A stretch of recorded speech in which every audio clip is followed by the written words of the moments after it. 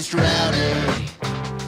Welcome to the Raised Rowdy Podcast, brother. Yeah, man. Thanks for having me. Absolutely. Thanks for being here. My name's Nick Tressler. I'm Kurt Ozan. And our special guest, Mr. Ward Davis, here today. Yeah. Thank you for being here in the early morning. Yeah, man.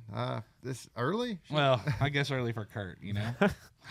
Dude, I had to take my girls to school this morning, so awesome. I usually get up an hour before them. So you know how when you wake up, your patience is short, and you just don't want to get fucked with at all. Totally. So I give myself an hour, so like they get a pretty good version of me. I'm like, hey kids, as opposed to wake the fuck up, Time to go. come on. Oh man, that brings me back to me being a kid and my folks trying to get me up for school or whatever. My grandma like throwing water in my bed trying to get me to wake up when I didn't want to. Dude, my dad was interesting. My dad, if I wouldn't get up, this is no shit, man. He would go in the kitchen, he would get a glass of water, and he would put 1 cube of ice in it, and he would stir it around. And if I wasn't up by the time that ice was melted, he would come dump it in my face. That's fucked up. Yeah. It's And then your bed's all wet too. It worked. I Yeah. guess it's really cold.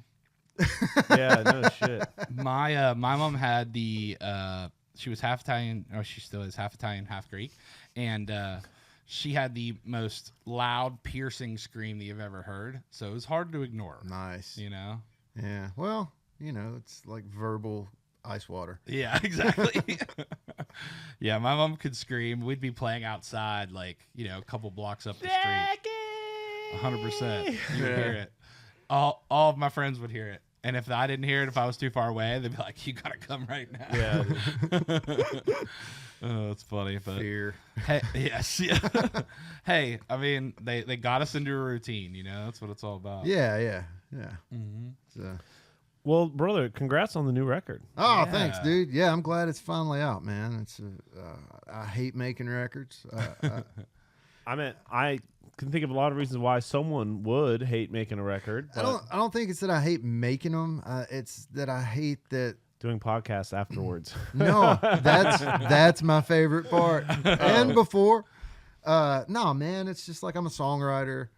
When I guess there are people who have and who do like conceptualize actual albums. I'm going to tell a story here, wherein with me it's like I'm going to write a bunch of songs and I'm going to put the ones I like together and we'll sell that. And Yeah. it's not as much. Luckily, like, I guess it is to say also, like, I tend to write songs about myself or about perspective that I have or, through other people.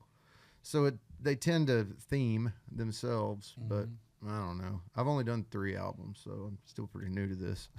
So you say that you don't like putting out albums or making the albums. Is there in an ideal world, if you can release music, how would you release it? Like just by singles or like short bursts, or does that not really matter? Or?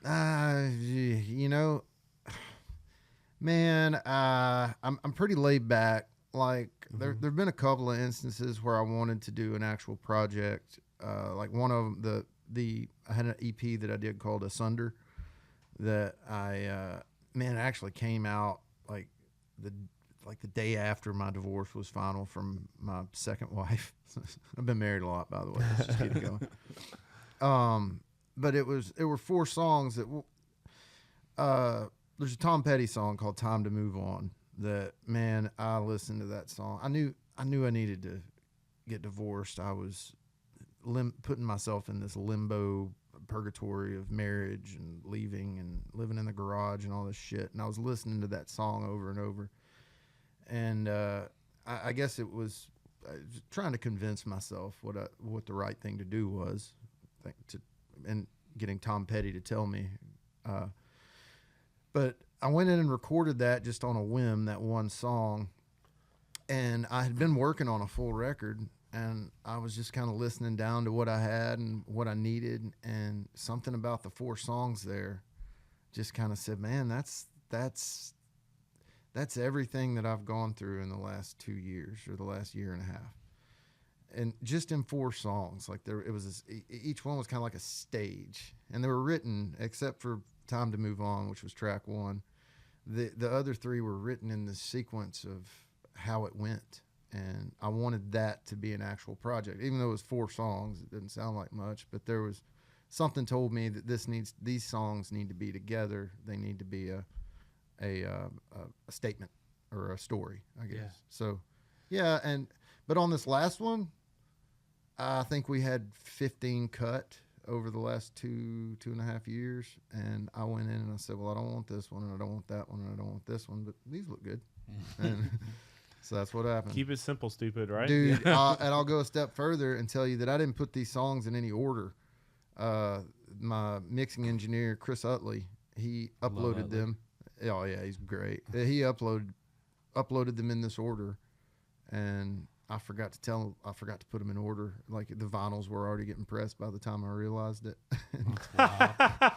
So it's just on there. That's the order. Yeah. That's crazy. Okay, so I have the order here. Yeah. I guess I can pull it up. And so maybe we can go through and look at a few.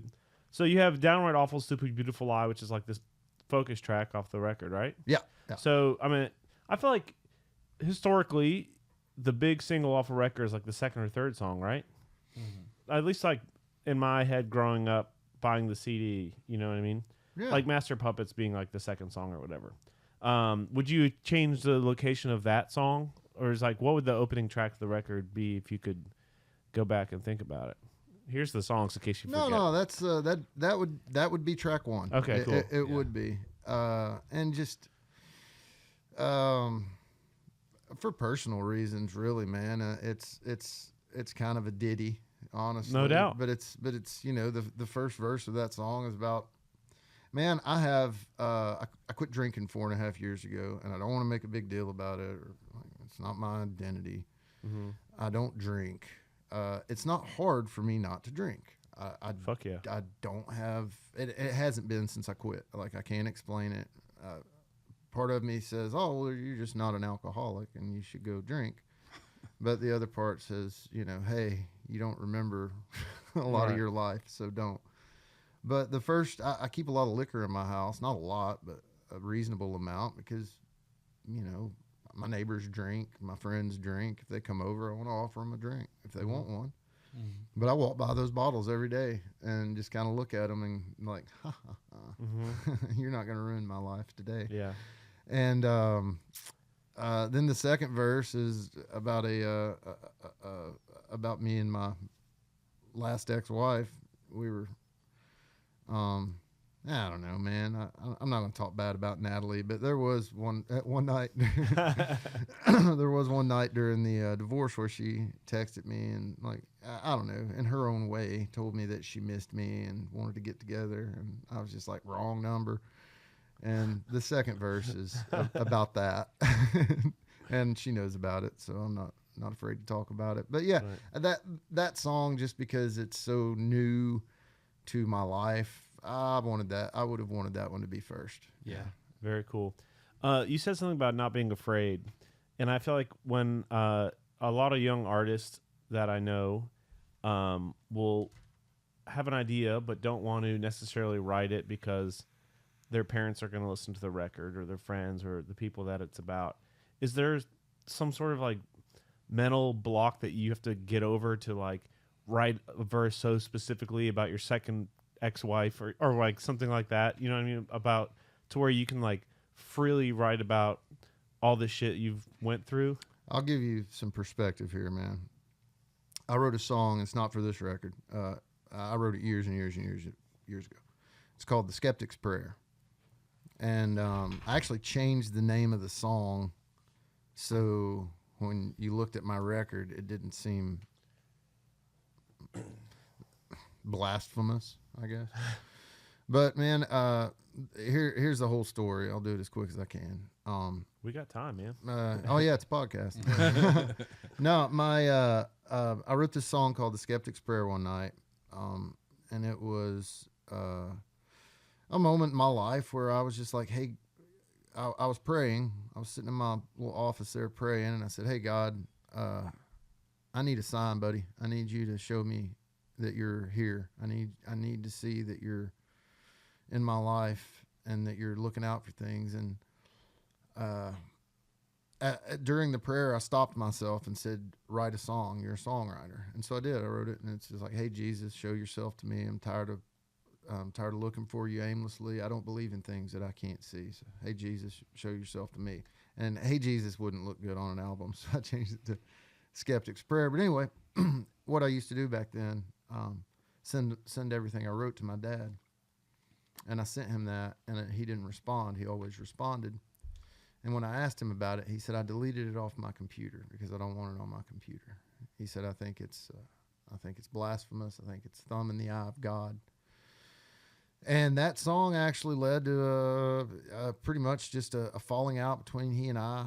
A guy that had, starting when I was 13, 14 years old, would drive me across states, built a room on the house so I would have a place for my band to rehearse.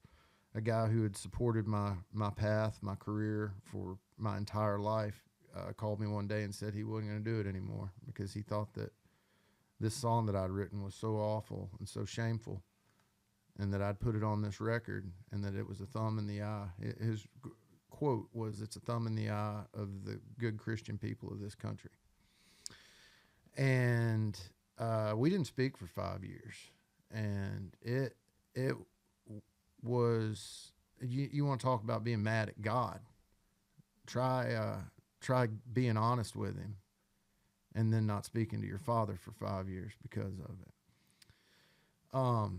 Do you want the whole thing? I'll give you the whole thing. Please. Yeah. Me and my dad, we didn't speak for 5 years.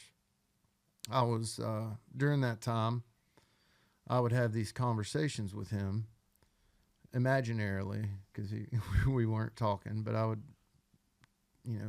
stand in the shower and tell him to go fuck himself or whatever. Mm-hmm. One day I was driving home from Music Row.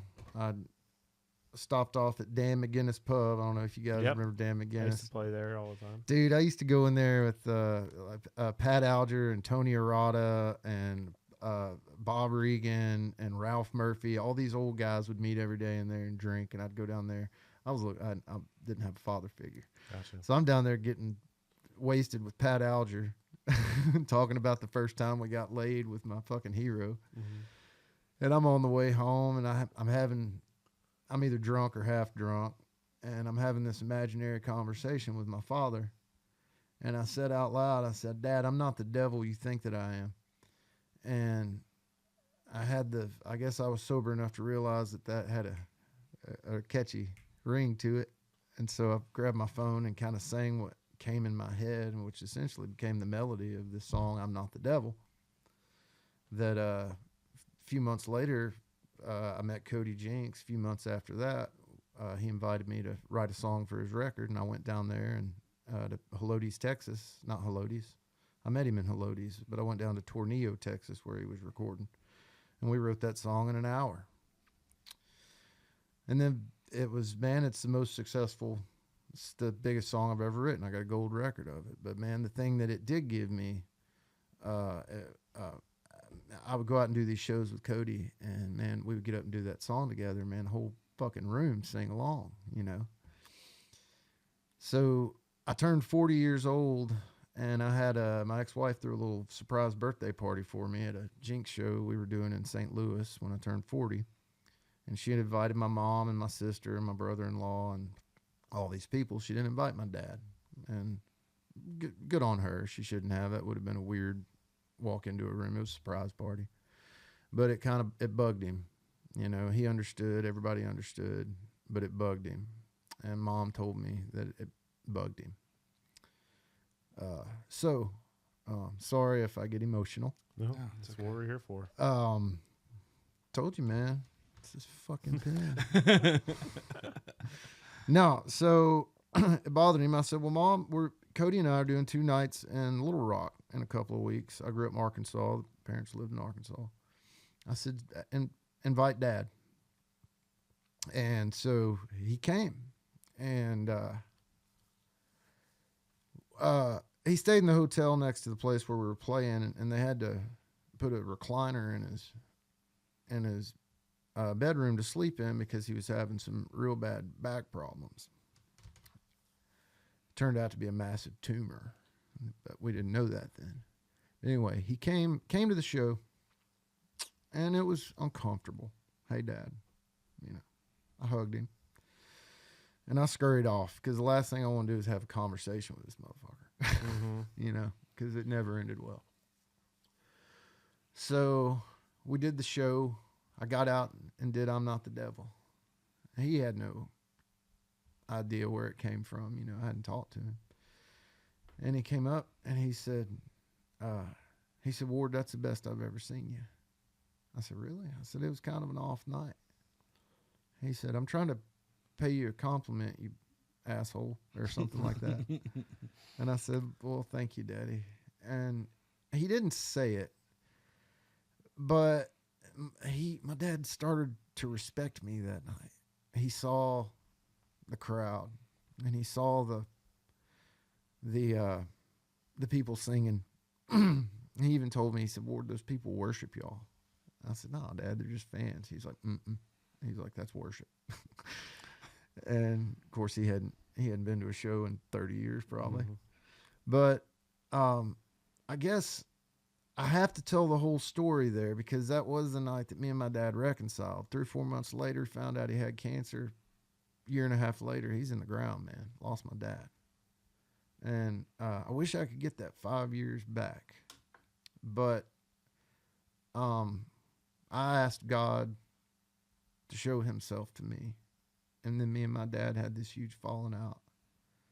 And then came this song that changed my life because of it. And we connected. I was with him when he died. I'm glad that I wrote that song. I'm glad that I put it out, because if me and my dad hadn't have had that falling out, we would have spent the rest of our lives resenting one another for one reason or the other. I wasn't enough. He wasn't enough. Whatever.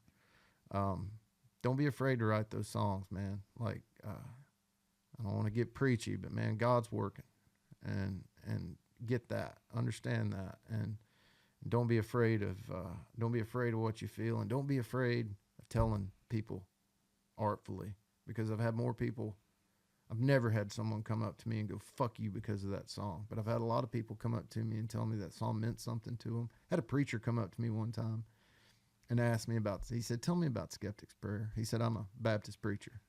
I want to know. And I told him, and he goes, He said, the God I talk to, he ain't above a question. And that meant the world, It's like, all right, you got it. Baptist preacher gets it, and why can't Dad? But he got it. He eventually did. So anyway, don't be afraid.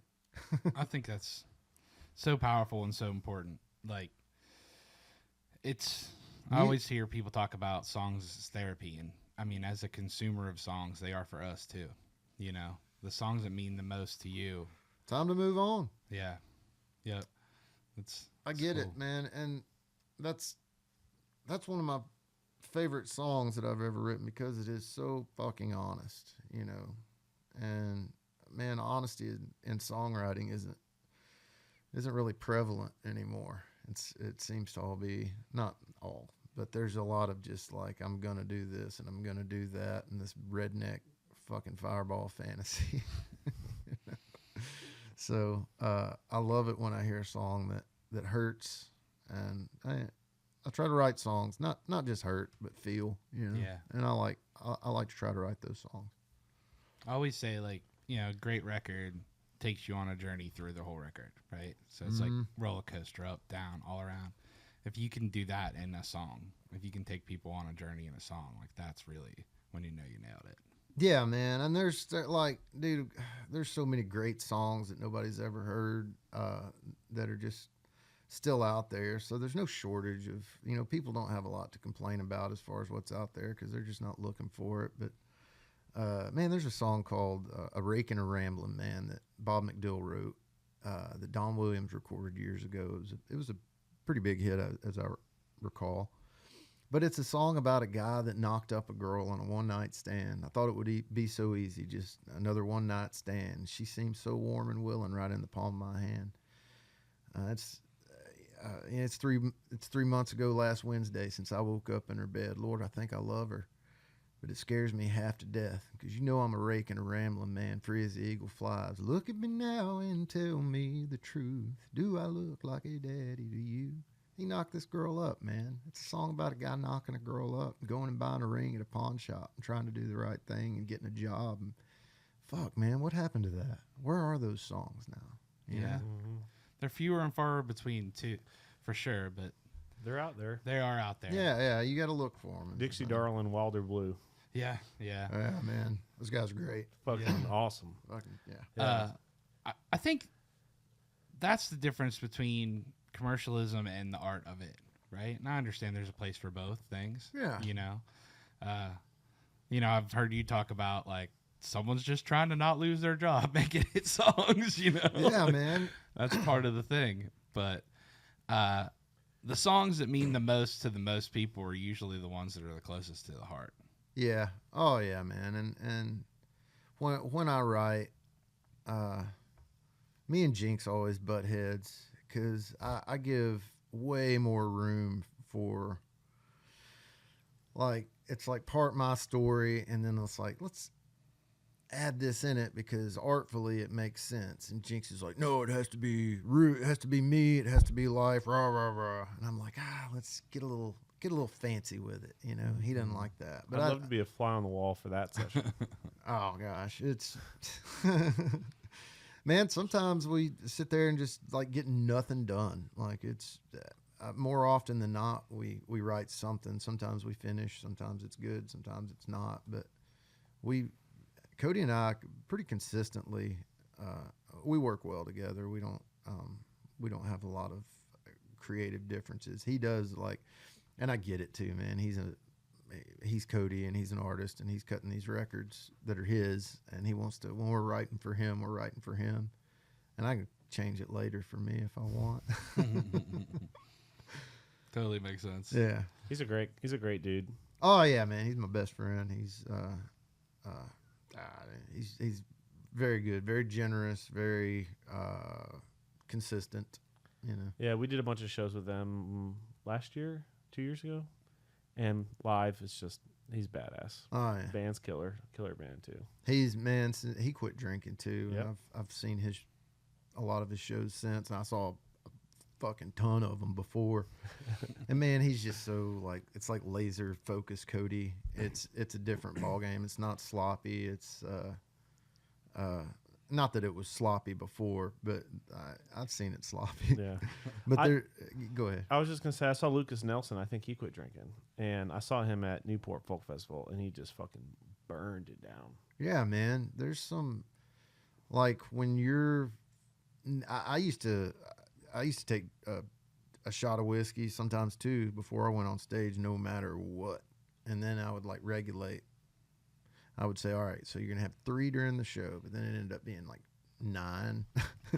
And then sometimes I'd fall off the stage. Sometimes I'd walk off the stage. But yeah, dude, there's like when you're out there partying, that's fun, you know, that's fun. But man, when you get the hive, the band's locked in, and you're on a groove with them, and it just feels good. And that doesn't happen a lot.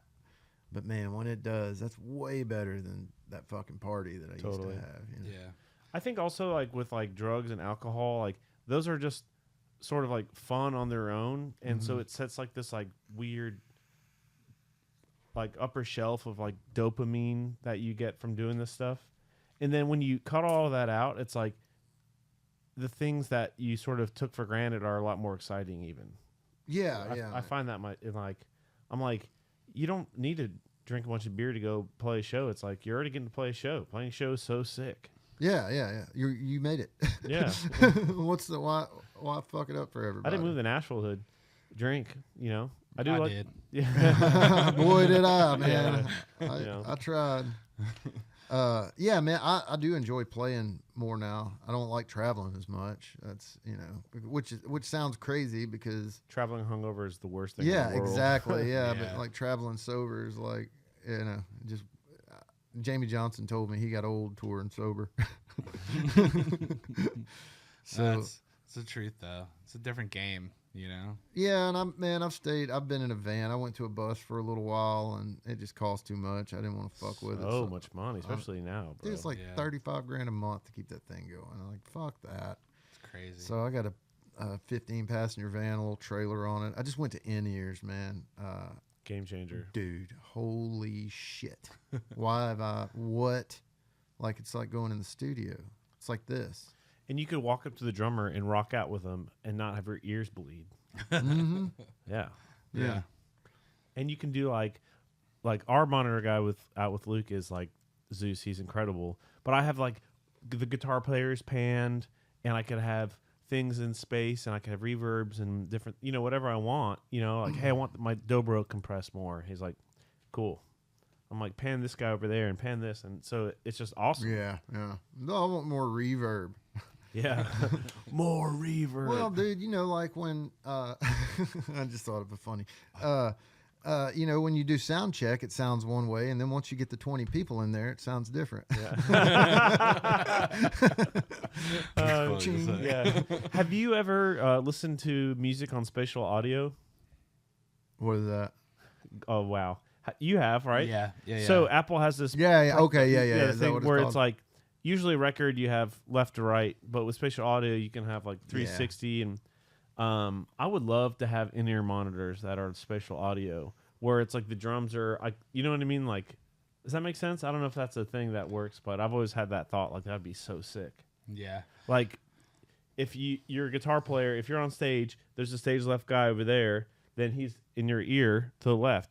And when you turn, you can hear now his mix is moved. I wonder if that would be, like, annoying or dude, cool. like, it's... When people say, "Hey, why don't we have that?" I immediately think, "Well, you can't get spatial audio in ears, but you can go get a robot you can fuck." Like that's like that's where our society is. Yeah. Dude, yeah. Priorities. Yeah. AI's not doing my taxes, but it's writing songs and shit. I'm like, come on, dude. No, that's an interesting thing. And I heard, like, I remember talking to Patch. Where do you get these robots at? Japan, China for sure. Yeah. Timu. I'll send you the link. All right, cool. Yeah, Groupon. I'll just borrow yours, dude. They're cheaper used. Yeah. Oh man, I don't know how we got exactly I there. don't Well, there's the Rowdy. Yeah. There it is. But I don't even remember what I was saying. Yeah, what are we gonna talk about now? Oh, spatial audio. So I heard that, like, the surround sound room of it is even more incredible. Totally. Yeah. The They're AirPods like, you can walk around in the room and, like, you can listen to Tom Petty and feel like you're, like, inside. Like you can get of the closer drums. to Tom. Yeah, That's nuts. Yeah, It's weird because instead of hearing like the guitar, like a wall of sound isn't a wall of sound really anymore. So certain records that are built on that thing, the wall, the same amount of material, same amount of concrete is spread out around you.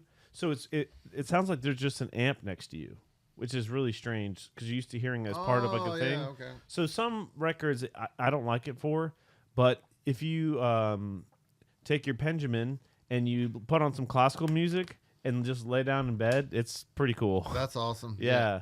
Man, I thought about getting those Apple cans. I like cans. I got weird ear holes, so Yeah. I've thought about getting them, and I guess they're like programmed specifically. I think so. I have the in-ear, not the in-ear ones, the buds or whatever. Buds. And I'm not sure if the over-the-ear ones do spatial audio. I'm sure they do, but it's a novelty for now. I would say, like, I'd still rather listen to the music the way I did growing up. Stuff because you're so used to it, and there's like a nostalgia factor. Maybe You want the needle crack? Yeah, maybe. And but it's just like I said, like for like rock stuff, I kind of like hearing it in stereo because there's a wall of sound. It's like you don't want to listen to Nickelback and only hear like the guitar over here. You know what I mean? Yeah, I want my hair to blow back, not in every direction. Right, exactly, totally.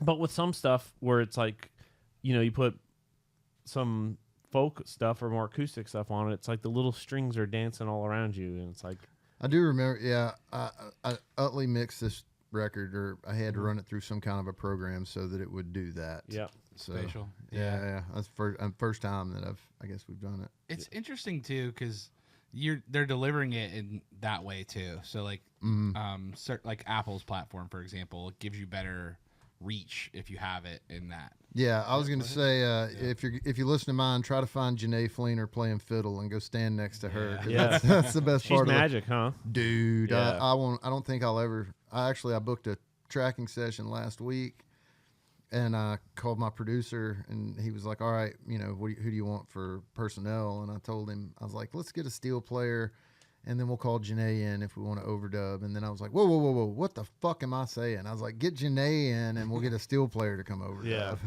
Yeah. Man, she just brings this amazing energy. It's magic. Yeah, she loves it. It's funny because she's like a little girl. Like she has that enthusiasm. Like she still wants to just go play her fiddle. Like just where can I go play fiddle? Yeah. Just for the listeners, Janae is an incredible ACM Musician of the Year winner, fiddle player. She plays fiddle for this up and coming artist George Strait. Yeah. Dude, I told her, like, when I found out she got that gig, I texted her and I said, "Listen, I know I don't know this because I'm not a fiddle player, but it has to be every fiddle player's dream to play Amarillo by Morning and George Strait sing it. And if anybody deserves it, it's her." And I told her that, and that's the truth, man. She works hard. Her talent is immeasurable. She can sing. She can play any seven. And write. Yeah, and write. Did she just win a fucking Grammy or something for writing? She got nominated, yeah. Oh, okay, yeah. Okay, thanks, Janae, for taking all the songwriting awards now. Fuck. And could you stop, please? yeah, I think she has the song was with Miranda Lambert and Chris Stapleton or something. Oh yeah, who? Like, come on. That's a good trio. You know what, dude? Hey, to her credit, she still answers my calls too. Yeah. I love that. One question I have with you being a songwriter and an artist, and do you think it's more cathartic to release a song, like to really release it, as opposed to getting it out in the writer's room? Like, is there any difference, even say, between having another artist release your song and you releasing it yourself for you emotionally? Emotionally? Mm-hmm. Oh well. Financially? Financially, when I write a song with Cody, I know that I'll do a little better if he cuts it. Yeah, of course. Man, it depends on the song. Mm-hmm. Willie and Merle recorded a song that Marla Cannon and I wrote, and I might have forgotten that song if they hadn't. I love that song, I do, but man, slow. It's about friendship, know. So it's perfect for them. We actually wrote it for Willie and Sheryl Crow. I think it was Sheryl Crow or Nora Jones. I can't remember which one. But dude, that was as far as my career goes. "I'm Not the Devil" was my biggest song, but man, it's the day that I became a songwriter was the day I found out that Willie Nelson and Merle Haggard were recording my songs. It was like, okay, I'm a songwriter. I can write. All right, good. That's a Super Bowl, dude. Oh, it's everything, dude. Yeah. It was the most. It led to me sitting here. Like it gave me the confidence and the credibility to just like finally say, I want to do this the way I want to do it, which was almost more just to make a living than it was to do anything else, because you can't make a living writing songs in Nashville. It's very tough. Not anymore. No. I mean, I really never did. I think the most draw I ever got paid was like $36,000 a year, which at the time was like, whoa. But man, my first publishing deal was $300 a week. My second publishing deal was $800 a month. I think that my third one was $20,000 a year, and then the one after that was 36, and then another one for $20,000 a year, and then nothing. And I ended up actually buying one of those catalogs back because it had all that Jinx shit in it. Yeah. It's an interesting game, and the way that music is consumed has changed so much from, when I was a kid, you would go to the store, you'd see a record, you'd know one song off of the record, you'd buy it, and you'd listen to it front to back unlimited times, you know. And you'd find a new artist on the radio maybe, or sometimes MTV, because it was like the early days of MTV for me. And it was just like that's how you found it, and then you went and bought the whole record. Yeah. I've never bought singles. I always bought the record. I did both. Yeah. Dude, so my friend Bob Regan, Bob's a songwriter. Man, when I was a kid, you remember Ty Herndon? Man, what a fucking great singer. Absolutely. He had a song out called Steam. Y'all remember Steam? Steam. Yep. Anyway, it came out immediately after his whole controversy with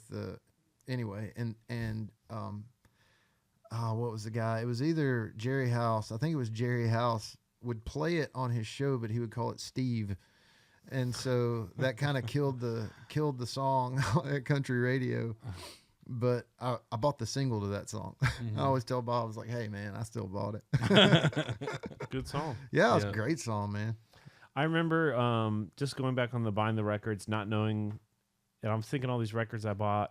I love Smashing Pumpkins, and I bought what that Melancholy Fitness had in this record. Yeah. And double record is $20. So that was like 2 weeks of allowance or whatever. And just like 2 songs off the record. And I remember I loved when I was really young. This is so embarrassing. I'm going to tell it on the podcast. Why not? I bought the Cisco. You know who Cisco is? He wrote the thong song, or he cut the thong song. And I loved the thong song when I was 11. So I bought the record. And I just listened to one song on it. And then eventually my parents were like, you got to quit listening to this. And my mom bought me the Black Album. But just complete waste of money. Dude, but today's culture, we have focus tracks, or I guess today's culture, in my world, in this country, no, man, there's not a real, like I say, we do have focus tracks and we release them and they do well, but man, after a minute, you can stand back and look at how things, the stream numbers and stuff. And dude, that's something that didn't exist, 10, 20 years ago, maybe 10 years ago it did. But I don't pick the hits, I look at the stream and say, people like this one. Yep. And they like it. They fucking love it in Omaha. Right. I'm playing that son of a bitch in Omaha. So it's like this different, it's when you have an album out, as I do right now, that one right there. I can just kind of measure, if you like a song 20 seconds in, if it's your thing, and you'll stay on it or you'll click through it and you'll find the one you like. So it's pretty cool that people are investing more in the artist, in the album than just the song anymore. It's like it's kind of fun having the stats too. It's like you use your social media and all the streaming numbers. That's your A&R agent, really. Yeah, exactly. Yeah. And that's and I'll give you a funny one. The first focus track off this record was You Wouldn't Want to Be Me Right Now. And that was I was like, I needed one more song for the record, and I was like, that one. And my manager called me and said, which I'd sent my, played the record for my mom, my manager, my whoever. And mom told me that You Wouldn't Want to Be Me Right Now was her favorite. I was like, well, that's interesting, because it was the last one I picked. And then my manager called me and said, what do you want the single to be? And he said, the label has an opinion, because this is on a record label. And he said, I have an opinion. I said, well, what do you think it should be? And he said, You Wouldn't Want to Be Me Right Now. And I said, what does the label think it should be? And he said, You Wouldn't Want to Be Me Right Now. And I said, well, okay, well, that's You Wouldn't Want to Be Me Right Now. He said, well, what do you think? I said, it doesn't fucking matter. Like, that's what you guys pick, and that's what mama said. I'm not going to argue. Like, can't argue with mom. Too fucking many of you. So, but it was nice that they asked. Yeah. That's one of the things too. It seems like is having, you feel probably closer to those songs than anybody else does at that point, right? Yep. Maybe some of your co-writers feel close, but they're not on all of them. Yeah, man. So Dude, it's interesting. There's one on there that I didn't want on the record at all. There's one on there that's kind of out of spite, a couple out of spite.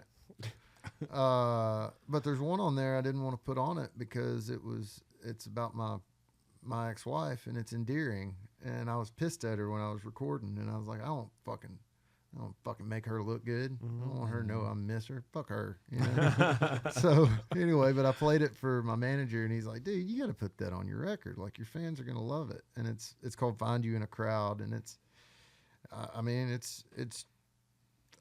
truly me up on a stage one night.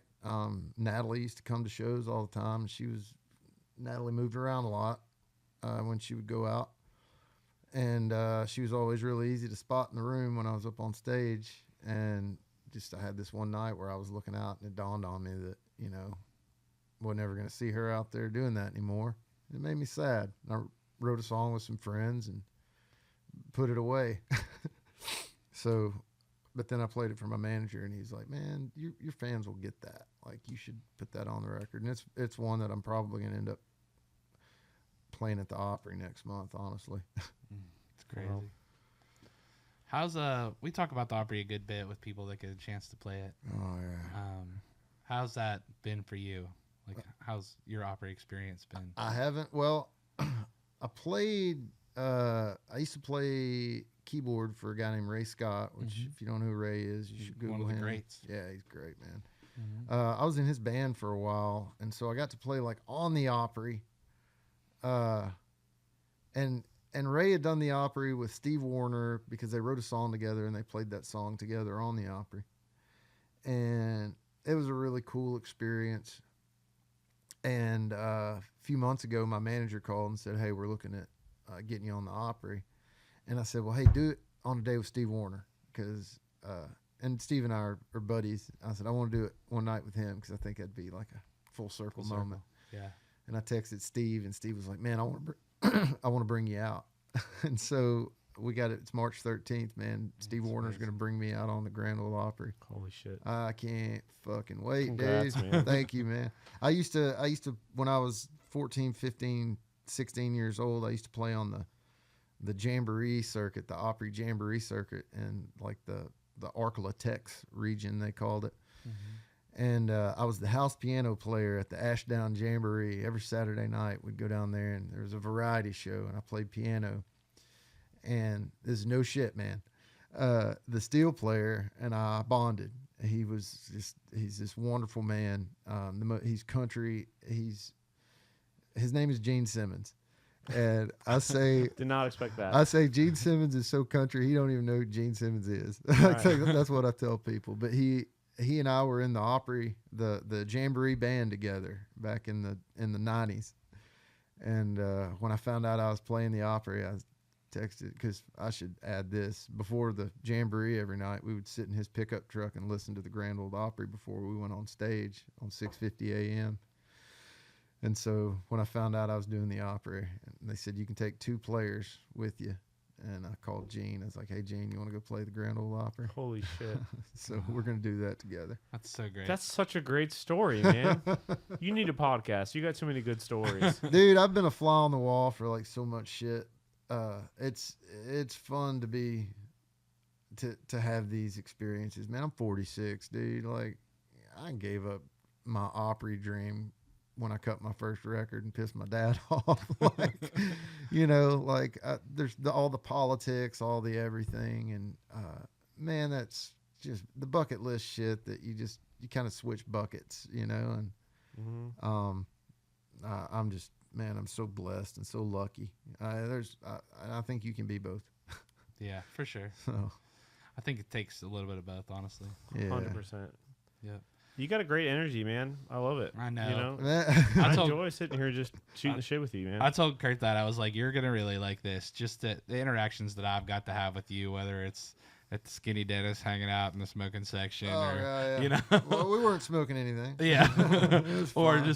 we're just hanging out out there, yeah, or just like the passing, and everyone I talk to that has any part of you in their life is just enjoys the heck out of it, like Dude, here's the Jim deal. and Like, everyone. man, I make a conscious effort to be honest. You know, like I think that's what it is. Now, Let me tell you, like, I could be a lying motherfucker. Like, I cheated on my second wife like a dog, and fucked everything up for myself, man. With women and alcohol, man, really fucked me up. And I had to come to a point in my life where I was honest with myself. And so, dude, I just try to be honest, man. Like, I think we're all capable of fucking bullshit, but I don't know. Thank you. I'm just trying. I try to be myself, and I try not to. I don't know. I'm in a weird spot in my life where I'm just not afraid of anything I've ever done, and owning it is really like a huge relief. Yeah. So, anyway, yeah, maybe that's the feeling you get. I try to keep my word, you know, like. I think that's something that is hard to explain to someone, you know. Yeah. But when someone's around it consistently, they know exactly what's happening, you know. Man, it's. I've got a song it was on my Black Cats and Crows record. It's called "Nobody Knows What a Nobody I Am." Just called "Nobody," I guess. But it's a song that I wrote when I was in the middle of an affair with. I had a baby girl. I had a newborn with my wife and a girlfriend. I was living in my garage. It was awful, man. And I got on Facebook one day and everybody was talking about what a great guy I was and all this shit. And it affected me, man. Things like that are, I don't know, man. My dad was a really honest man, and he's just like severely honest. Wouldn't borrow, wouldn't loan. Like if you didn't have a shovel, good luck. He was just this really black and white man, and he put that in me. And I don't know, man. I try to be good, try to live a good life. When you're not being honest with yourself, when you're not being honest about who you are with everybody around you, it makes you feel like a piece of shit. And I hate that feeling more than anything in the world. So I try to be as Ward as I can be. You know? Well, I like that version of you, brother. Yeah. Yeah. Well, I got a blue fucking vape pen. Like, I'm sure, dude, you're gonna get douche flute comments like crazy. I don't give a fuck you, douche fluter commenters. That's funny as heck. Well, I know you're out on the roads some right now too. Anywhere in particular you're excited about? I'm going to Buck's Bar and Grill this weekend for 3 nights in Omaha or Venice, Nebraska. It's a shithole. I'll go down there and do a little residency once a year. Buck's a friend, him and his wife Tara. They're these cool ass people that he's lost way more money on me than he made just for paying me $500 to come play for 6 people. You know, I did that a lot, and but that was kind of the point, man. He wanted to have this bar where people would come in and listen to independent artists, and it like everybody's. It's funny that like he's still got Cody's number. He still texts Cody. Drunk texts him. Drunk texts me. Because he's our friend, you know.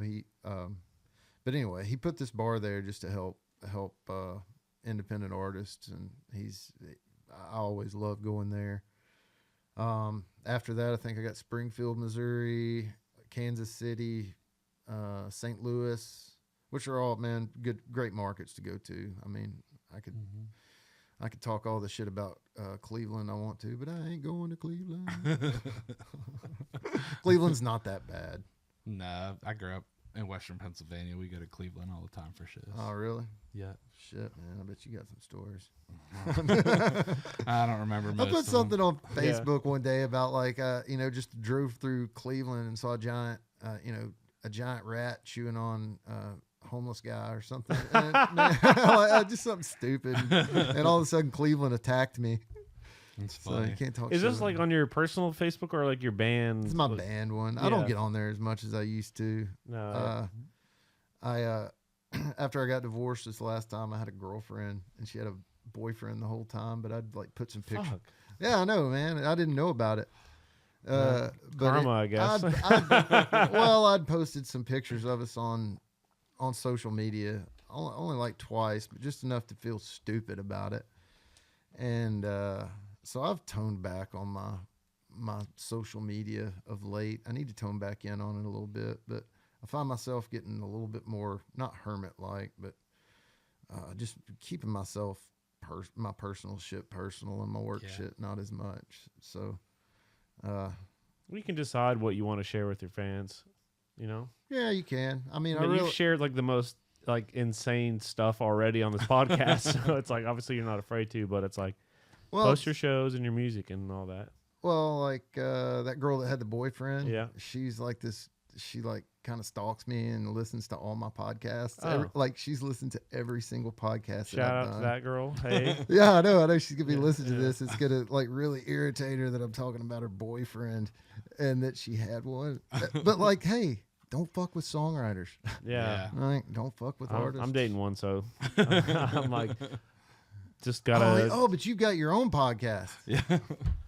Nah, She's not gonna. there. She's not gonna fuck with you, man. You're good. Yeah, that's true. You're protected. Especially because I won't fuck up. Yeah, that's it. There you go. Well, that's what I'm saying. She won't either because. True. I remember telling we had an intern, and I remember telling him, I was like, you don't want to piss off a girl with the microphone, brother. Yeah. You know? Like, nor me. Yeah. But you know, that's I mean, that's part of it. You know, and I do talk about that shit, and there's some stuff in my life I don't. I didn't say her name, which I think that's pretty nice. Right. Mm-hmm. But the whole thing about it, man, I have a really hard time like hiding, and that goes back into like being honest, like getting what you see is what you get kind of thing. Like I don't mind talking about that shit. It's kind of funny now that I think about it, but man, that's a real life situation that happened to me. And like anybody who wants to think that songwriters or artists live this very, life that's just full of good times and, backstage fun and warm, cozy home life. It ain't fucking like that, man. Where I'm out dealing with bullshit that like you can't even fucking imagine. Yeah. So, the venue's double booked. The tire blew out in the van. Yeah. Oh yeah, that shit, dude. Both of those things have happened to me in the last month. Yeah. It's crazy. But that's the thing. I remember my buddy Joe Bortner was like, yeah, we were hanging out with these guys after my show. And they were like, can we hang out on your tour bus? He's like, you mean my like Civic? You know? Exactly. Like, what's the green room like? And it's like, it's a closet. Yeah. Yeah. If they got a green room. Yeah, there's some no of them green room. don't. Dude, Yeah. at Buck's, there's no green room. He bought this. Buck's like this, he's like this hustler. So he's always got some fucking deal that he's landed. Like, he's got this little cargo van that he bought for $500 or something that he's real proud of. And he's got a camper out back that's the green room. And I went in there one night and there was like a dead fucking rat right in the middle of the floor. So that's what it's like. But 3 nights there, maybe he'll get the rats out. He'll clean the rat out. Yeah, maybe. By the third night. It's cold out there. Yeah. It's crazy. That's the music industry in a nutshell. Kind of. Yeah, it's an interesting thing. I mean, most people have this idea of grandiose success and fame, but the real life version of it is it's a job like everything else. There's moments, dude. Like, dude, I've had so much fucking like just dope shit happen out of nowhere. Like, man, I'm a very not very great piano player, but I play well enough to play when I do shows and play on my records some. But I learned how to play piano listening to Garth Brooks records. Dude, so the short of this is, like, when I was in Ray Scott's band, we played at the Opry Plaza in front of the Opry, but they gave us a dressing room on the 85th anniversary of the Grand Ole Opry. I learned how to play piano listening to Garth Brooks records. I'm really good friends with the guy that wrote The Dance, which is like, you can Google me in the 5th grade at a band concert playing The Dance. But at that night at the Opry, man, I got to meet Garth. It was like not just meet him, but have a fucking conversation with him, and then he stopped a press conference to sign an autograph for me, which was fucking wild because I was like, oh, Mr. Brown. Mm-hmm. So like I've had all this, man. I've had such a charmed, on top of all the bullshit and the divorces and the whatever, the drinking and all that shit, man. I've had this really cool, charmed life, and I have these really cool, talented fucking friends that are, that have been really successful. I look at a guy like Cody, like it's fun being Cody's friend because he is famous, and like we go places, and it's fun to watch him, have a hard time sitting at a bar with that 20 people, because I know it's fucking bugging him, but I'm just sitting there thinking, like, you asked for this shit. Like, that's a charmed part of my existence. Going home and dealing with, mowing my own yard and doing all this, normal day to life shit it's it just is what it is. Everybody has it. And, I don't mow Cody's yard. That's just a rumor I'd like to squash right now. Yeah. So funny. Oh, well, shit. brother, thanks for being here. And, All right, we can talk about other stuff if you want. I'm not tired or anything, but we've been going for, what's that, an hour? Yeah. about an hour, yeah. Yeah, felt about like an hour. Yeah. Is it usually an hour? Yeah. It's about the time that we can get people to listen to us for. No, I'm sorry. I feel like we didn't talk about my record that much, but that was my fault because I've just been rambling. Well, what are some of your songs that are your favorite ones from the record? Yeah, what do you... Need to Be Still is a good one. Yeah. All right. I don't want to, it's been an hour. Yeah, you're No, good. I feel my manager and my label, they set things up for me, and I always feel like I just kind of... Look, I will say that when you go and do podcasts, as you're going to do more, or you already have done some, you've probably already talked about the record on some other podcast, you know what I mean? But like getting to hear all these really cool stories, I think the fans are going to be like, love to hear more about like your story and like what's going on. Yeah, man. You know what I mean? It's like, they're going to hear about the same shit over and over. I went on, the album is called Here I Am.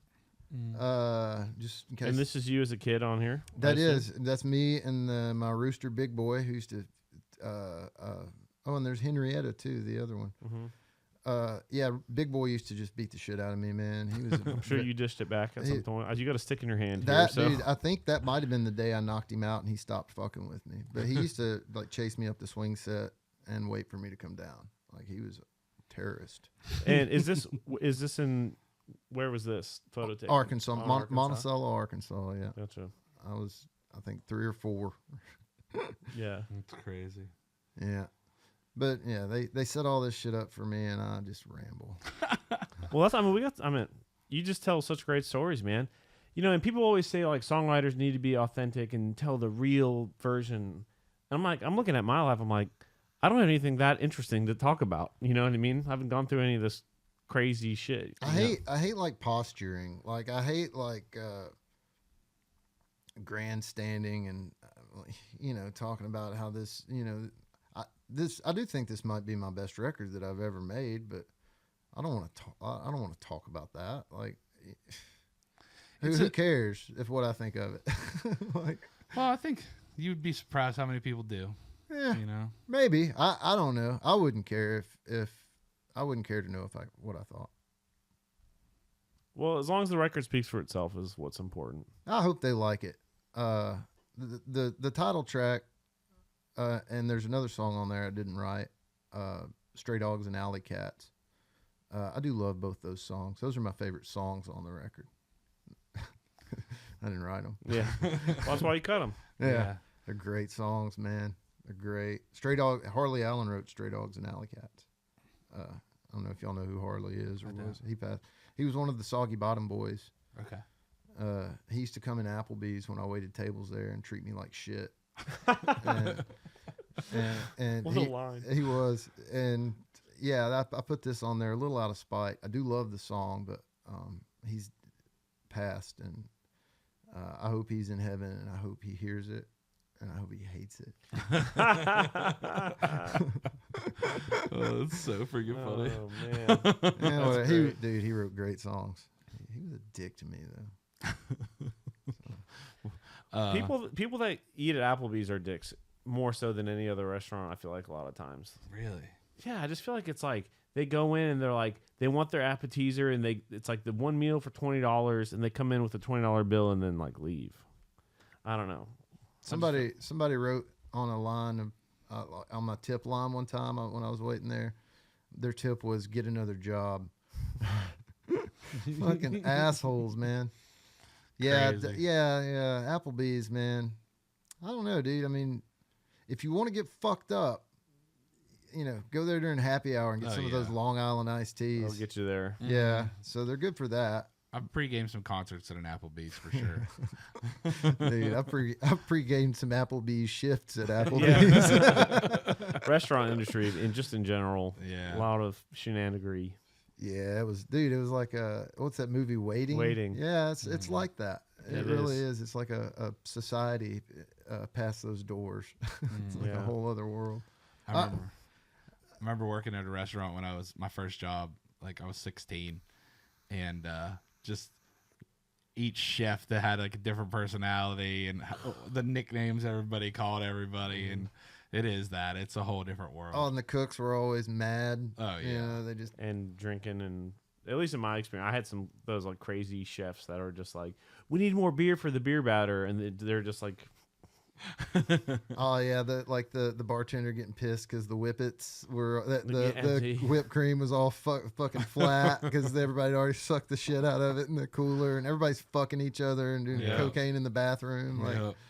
I didn't realize why the cooks were just so like wired all the time. I never really understood it, Oh man, dude, when I was working there, one of the bartenders was married to one of the cooks, but the bartender was fucking one of the wait staff. Like in the society, there was like commingling, and it was crazy, man. You want to get it? I think everybody ought to have to wait tables. I agree, 10,000%. You wait on somebody, and for that. But man, what a circus behind the.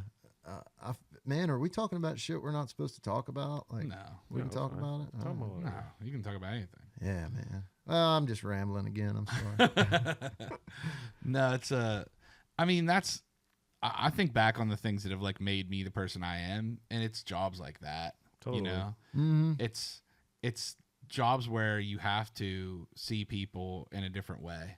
Dude, one of the first jobs I got when I moved to Nashville, and man, Monticello, Arkansas is very small. Even though there's a college there, it's still southeast Arkansas. Mm-hmm. So I came from there to like Nashville, like this big fucking city, 10,000 to 1 million or whatever it was.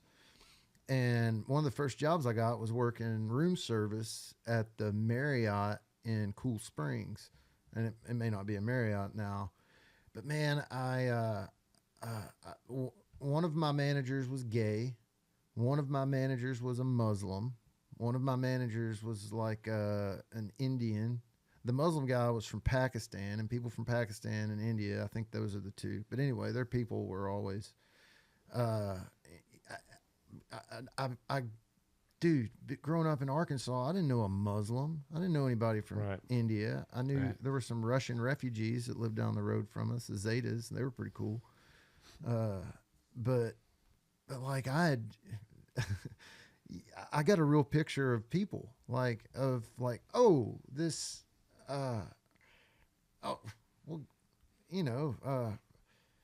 don't like gay people, but this guy's nice. That doesn't make sense. Mm. Or man, these fucking Muslims, blah, blah, blah. I don't like them, but wait a minute. He's a really fucking great boss and a nice guy and empathetic and a really good human being. This doesn't make sense. This isn't what I learned in Arkansas. So like, getting to know fucking people like that, man, it changes you. It does, and it gets you to understand people more and want to know people. And anyway, makes you more accepting and all this stuff like that. Yeah, well, it's so great traveling all over the place playing music. It's like you get to see what the actual world is like and not the bubble you grew up in. Yeah, dude, and you don't choose who you're going to meet and throughout your day, man. You want to give everybody the benefit of the doubt. I mean, you can smell trouble, or I can smell trouble. But getting out of my small town, and getting into the world and knowing people, like that's been a big. Or we're just talking now. I think. Yeah. Should we what are we doing? I don't know, man, but No, that's we're hanging podcast. out. Yeah. Oh yeah, yeah. we can. I mean, you can cut any of this out you want to as well. No. Man, It's all gold, man. It's Yeah. good. but I did. I love that. I do think people should have to work in the service industry just so they can A, know different kinds of people, and B, understand what it's like to get treated like shit by your heroes. Yeah. Dude, that sucked, man. I had a Harley Allen CD. Like I owned a Harley Allen Live at the Bluebird CD, and that's how I know that song, Stray Dogs and Alley Cats. And man, he would come in there and just get drunk, and that's all it was. But it was painful. It was for me. It was it's a lesson in people. You Yeah. know? Yeah. And then you meet Garth, and he's cool as shit to you. Oh, dude, he was so cool. He literally stopped a press conference to sign my autograph. I've met Garth before, and when I was with Luke, he introduced us to the band, and he went around to every dude and talked for a few seconds, like, "Oh, like, hey," I'm like, "Hey, I'm Curry." He's like, "Hey, I'm Garth." I'm obviously, in my head, but he's like, "Well, what do you play?" I'm like, "Steel guitar." He's like, "Man, we gotta have a steel guitar player in the band," and we chatted a little bit about steel guitar, and then he's like, "Well, if you guys need anything, let me know. I'm gonna go get ready for the show, and we'll see you guys." Yeah, in a few yeah, minutes." that's what it was I like, was just like, we all just looked at each other. I'm like, did that just fucking happen? dude. I was backstage in Alpharetta, Georgia. I did a show with Cody and Clint Black, Wow. and I was backstage talking to Clint, and I said something about James Taylor, and he's like, "You like James Taylor?" I said, "Yeah." He's like, "Let's go on my bus." And we went on, like 5 minutes later, I'm on Clint Black's bus singing James Taylor songs with him. Like fucking shit like that's happened. Crazy. Bro, we Luke and Church and all these different guys did that big concert for Carolina, and James Taylor played it. Oh, Yeah, and that was like the coolest thing I've ever heard. I smoked a cigar and watched some sound check, and it was freaking amazing. It was absolutely amazing. And then I got to meet him, and a couple of the guys in Luke's band, they're like, "Hey, we need a keys player and a bass player." So Corey and Matt got to play with James Taylor. oh, And then Matt or Corey, one of the guys showed me, he's like, "Dude, check that. I just got an email from James Taylor." After the show, was like, "Thanks so much for sitting in. Like, you sounded great. It was so much fun." James. that's Just so, like, I met him one time. He follows me on Instagram, no shit. That's cool. but I met him. So like, I don't know, a year after I'd moved to town, he was playing down at what was that big amphitheater? Was it, The one in Franklin? no, the one, it was in like Ascend? Antioch. Oh, I don't even know. Oh, it's gone now. Okay. But anyway, I just gotten this new roommate, Tommy Carlos, and Tommy had tickets to go see James Taylor. And he's like, "Hey, my date backed out on me. You want to go?" And I'm like, "Sure, fuck yeah, I want to go see James Taylor." And so off we went, and we had actual seats, but we ended up sitting on the lawn so we could smoke pot without anybody getting onto us. And at the end of the show, I snuck down to the front, took a set list off the stage, and he shook my hand, and I was drunk, and I decided that I wanted to meet him. And off to the side of the stage, there was like this 8-foot fence, but there were all these like little pine saplings growing up next to it. I grew up in fucking Arkansas, man. I can scurry up a pine sapling, no trouble. And so I hopped the fence, and security caught me. And this dipshit's leading me out, and he says, "Well, what are you doing? Why did you jump the fence?" And I said, I just want to meet James Taylor. And he said, "Well, he's right there, but you can't meet him." And I just started screaming, "Mr. Taylor, Mr. Taylor." And we got to him, and he's like, "Hey, hold up." And he's like, "Hey." I was like, "Mr. Taylor, I just want to tell you that you're the inspiration of my life." And I stuck my hand out to shake his hand, and I looked at my hand, and it was covered in blood and pine sap from climbing that fucking tree. Scraping my hand all up. It wasn't like bloody, but it was like, Yeah. But anyway, I looked, I was like, oh God. And he took my hand. I said, you're the inspiration of my life. And he took my hand and shook it and said, well, take care of it. Yeah. And then they hustled me out and they filled out some bullshit report and I couldn't go back to that amphitheater. And now it's gone. He, just one more, James. This is not my story, but Corey, our keys player's name is Corey Hunt. And so James, he's like, hey, like, I'm James. And he's like, I'm Corey. He's like, well, what's your last name? And he's like, Hunt. And he's like, Corey Hunt? Like, hoary cunt?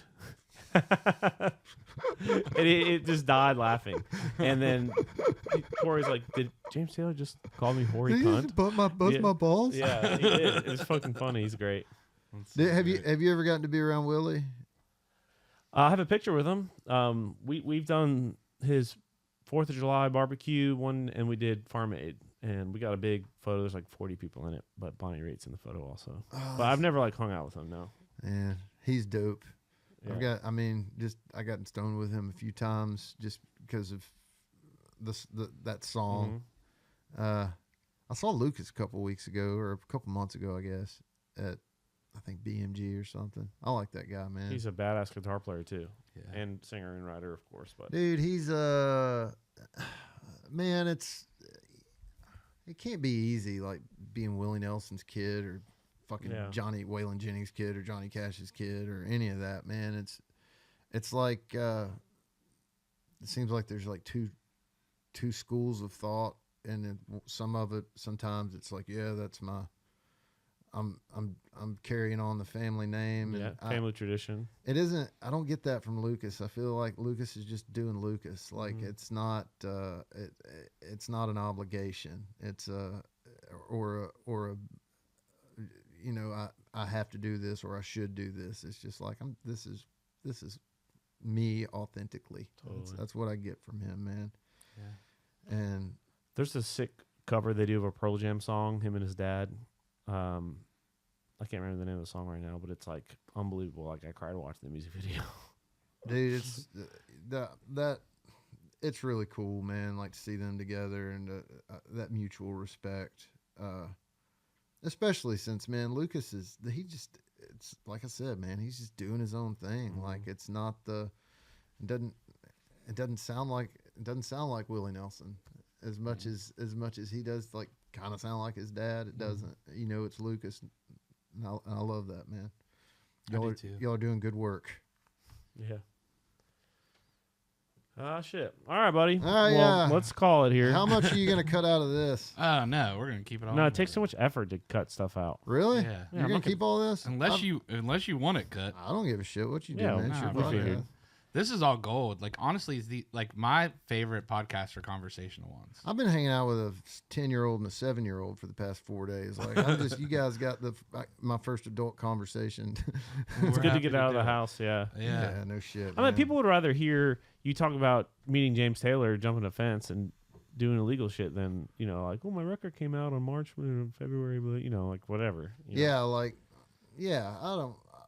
I don't know. I'm kind of tired of talking about that shit anyway. Same. Like, you know, you're right. Go stream the record and blah, blah, blah. It's the greatest record in the history of time. Yeah. And go see Ward at a musical concert in Nebraska or Missouri or Cleveland, hopefully. Yep, I Yeah. will be. No, I'm not playing Cleveland. Might be. Yeah, I will have my ensemble with me to accompany me on The Ward this- Davis Ensemble. The Ward Davis Ensemble. Fuck yeah. Yeah. Ward Davis and the Ward Davis Ensemble. I love it. I love it. Some bands just name themselves. Well, and I'm super excited for you for the Opry, man. Oh, It's gonna be thanks, man. amazing. Me too, dude. Congrats. That's a you know, I'm calling that one luck. Yeah. But I'm We'll have to excited. put this episode out right around when that's happening. Yeah, it's like, I mean, it's the 13th, so it's coming up. Yeah. When do y'all usually do it? Like, It just depends. We have a couple in the tank, but I could probably. I'll make do this whatever go you down want, there. man. Cool. That'll be good. But man, thanks for having me on, dude. Brother, It's thank always, Thank you man. so much, Thanks for man. coming all the way out here. We appreciate it. dude, anytime at all. Yeah. All right. Well, cheers, guys. Cheers, This is y'all. Raised Rowdy Podcast.